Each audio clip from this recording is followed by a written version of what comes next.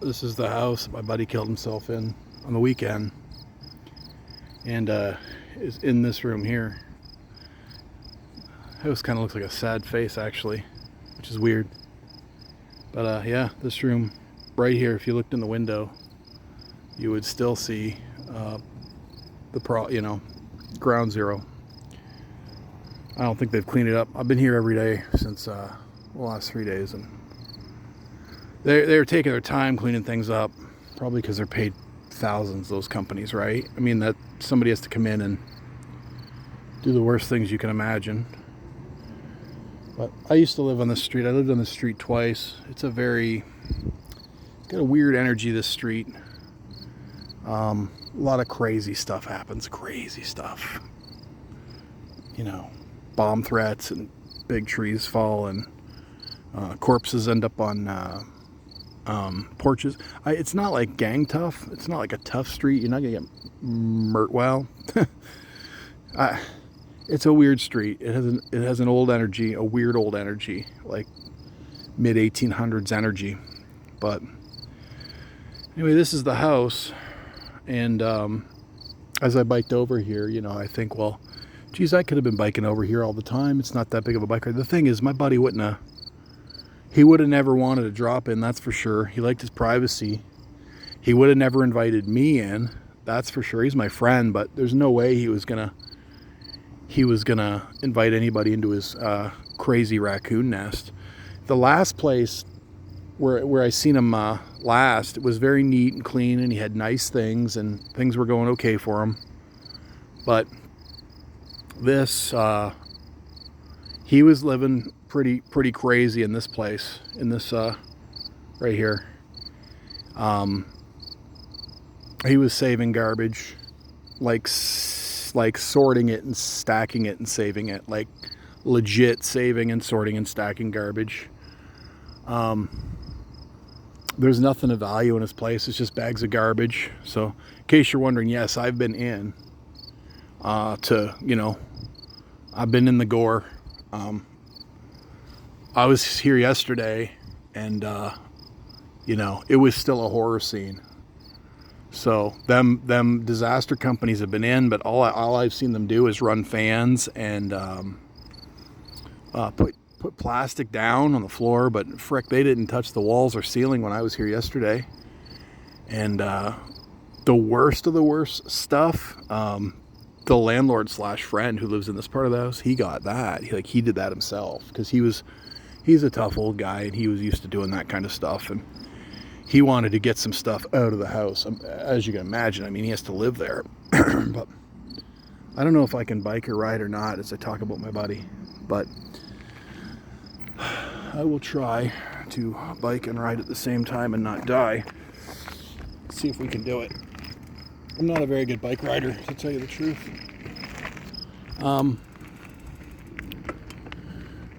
So my buddy was reclusive. He worked, but I could never get him to hang out, so I stopped trying some time ago. It was just like not worth asking him to come out. I'm just gonna pan by his window here. You'll see a blue light. That's the machinery.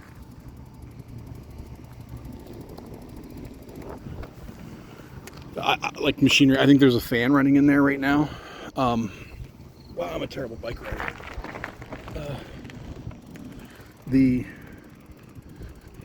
I'm gonna get hit by a car. I'm not good on a bike. He'd bike everywhere. I've never seen him drive a car, to tell you the truth. Now, he did have one, which is a surprise to me, but I've never seen him ride a bike.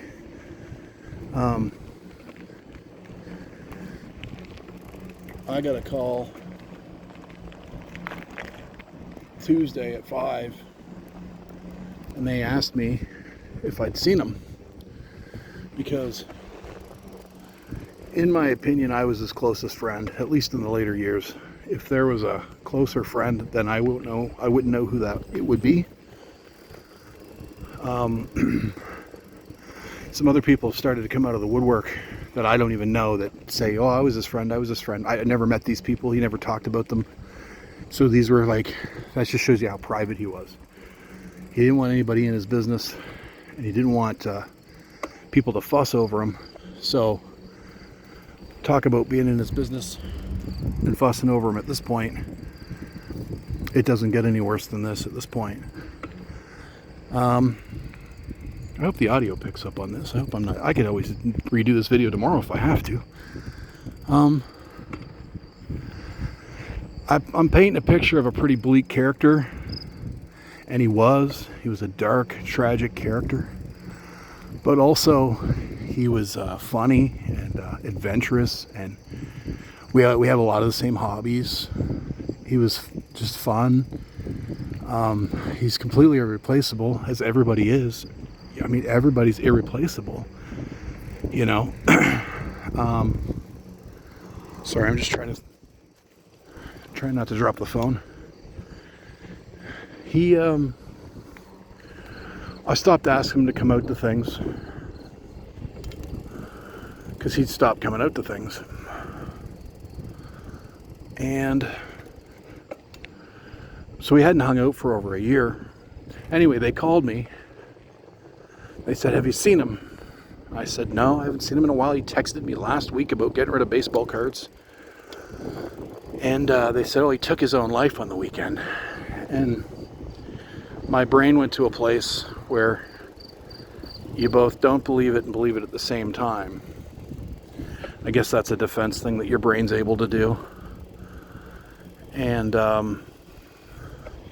so I started investigating because you don't believe it. I knew it, but I didn't, I needed proof.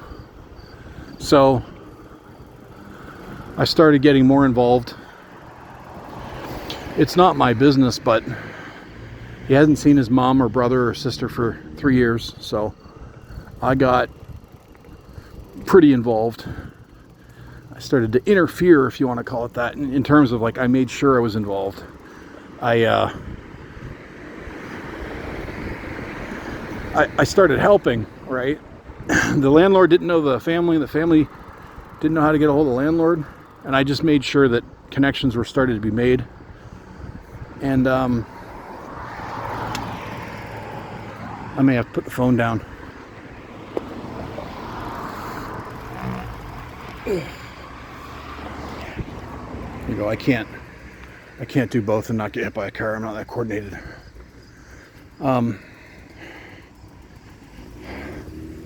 What can I say? So I got more and more involved. If you haven't gathered, he took a shotgun to himself. We were gun buddies. I got guns. He had guns. I remember when he bought a raft of guns, and I had a bad feeling about it, and I had no reason to, because I never thought he would do this ever. I thought he was strong, which he was, but he wasn't strong enough, to fight whatever this is. And I never would have seen this. I could have never guessed he would do this. I remember he bought a lot of guns quickly, and I remember having a bad feeling about that. And the place that he moved into that I just showed you, I remember having a bad feeling about that. And when he texted me last week, not what was in the text, but the text itself, just the fact that he texted me, I had a bad feeling about that. So I had a bunch of intuition stacking up, and at that point I should have reached out big time. I did. I returned his text and a lot. We chatted a little bit. This is one particular long text and it's not what it said, because it was about baseball cards. It was so silly, it's a silly thing, but it was the text itself. I knew there was something bad around it, and I didn't do anything.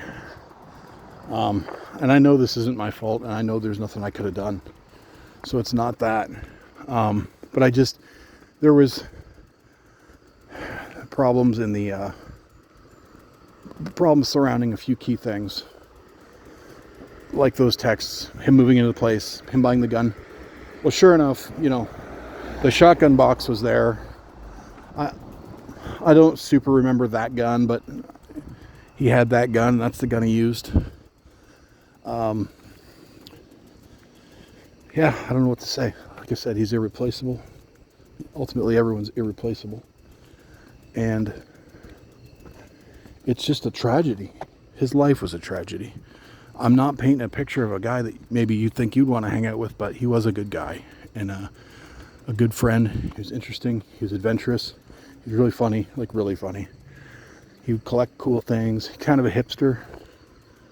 And like I said, irreplaceable. The music connection is actually weird because he wasn't musical until he'd hung out at my place enough, and he'd always look at the drums. And he said, I always considered myself someone who could play the drums, which is a weird thing to say, because how could you just consider yourself to be someone who could play the drums? And sure enough, he sat at the drums and played them well. And so from then, we would jam a little bit, and we made a recording or so, probably just one, to be honest. He played some house parties with us. One, maybe two house parties. I have pictures of that. And the guy could play the drums.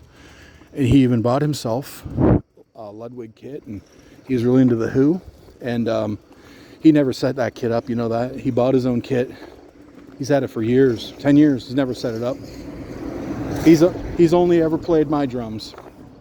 Never a lesson in his life. Like I said, he said, I think I'm a guy who can play the drums. And he sat down and started to play the drums. So, I don't know, I'm rambling now. But yeah, no, he's a great friend. Totally irreplaceable. And it's been a bad week. And I just can't believe it. I never thought that he would do something like this. But currently making connections, getting the landlord connected to the mother and his estranged brother and his estranged sister. I've reached out to her on social media, and she's, I don't know, I guess she doesn't want to talk about it. I mean, we used to talk to the sister, and now she doesn't want to talk about it. So I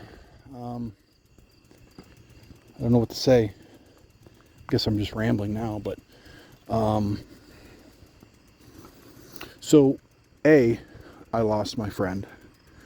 B, he did it on purpose. It wasn't a car accident. It wasn't cancer. He did this. He did this.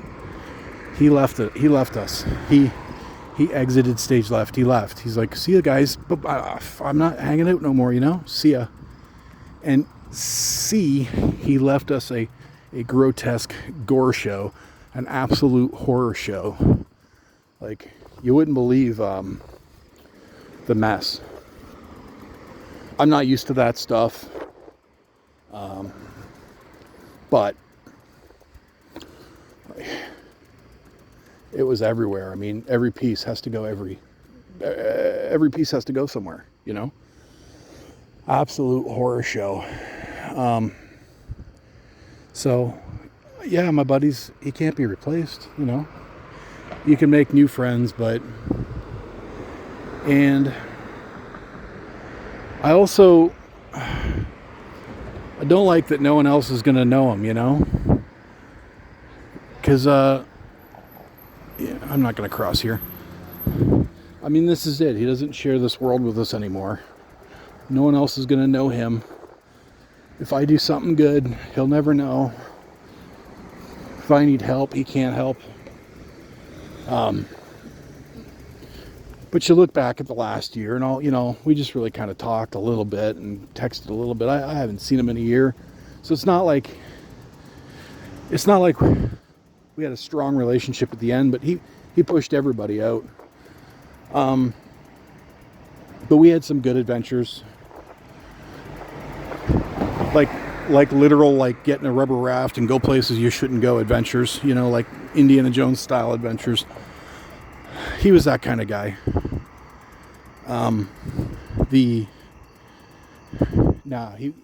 You can't replace this guy. Like, you can't replace people, you know. Yeah, I don't know what else to say, really. It was a real selfish thing he did. I kind of wish I never met him at this point, because you know, you're like, that was my buddy, but he committed suicide, or that was my son, but he committed suicide, or that was my sister, my brother, he committed suicide. Like every relationship he has on this planet ends with, but he committed suicide, you know? Like, I know he's in a lot of pain, and probably schizophrenic, actually, from other things I hear. I hear he was hearing voices. I didn't know that at all, you know? But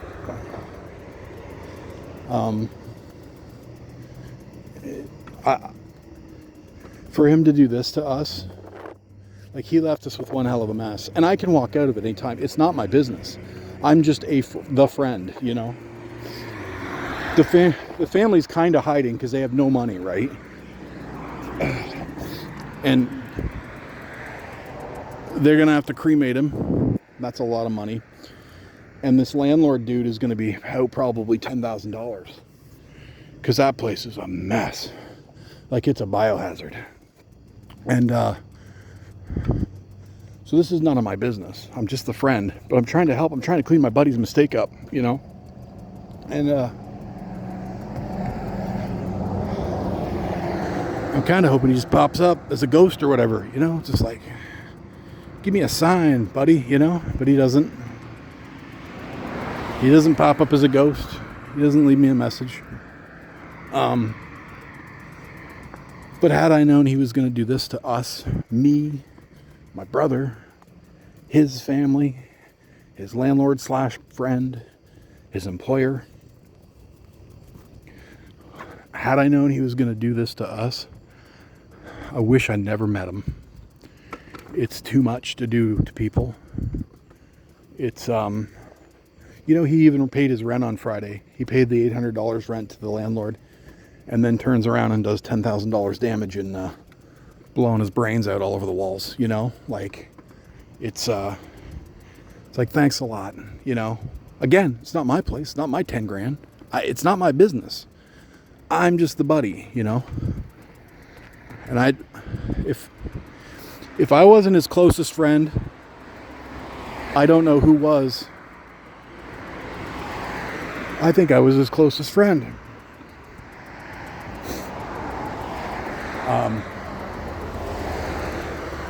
If I wasn't his closest friend, I don't know who was. So, well, it's really hard. And I don't know what to do with this information, this situation. I'm going to be more guarded of who I hang out with, I'll tell you that. If I got anybody that's dark like this, I ain't hanging out with them. There's no sense of getting to know people that could potentially do this to everybody. It's too much. So, well, I think I'm going to sign off. I don't know what else to say. And I'm going to try to cross this street without getting hit by a car. Yeah, he's a biking guy. He'd bike everywhere. I never seen him drive a car. He's into weights. And unfortunately, he was into guns. He's into guns way more than I was. About a lot of guns quickly. I mean, I'm fine having a couple guns and shooting for fun for an hour, but that's my I don't get anything else out of it than that. But, well, I tell you, I just, you know, I love you, buddy. I wish you wouldn't have done it. And I can't say anything more about it. So, hey, I know this is a heavy one, but thanks for watching.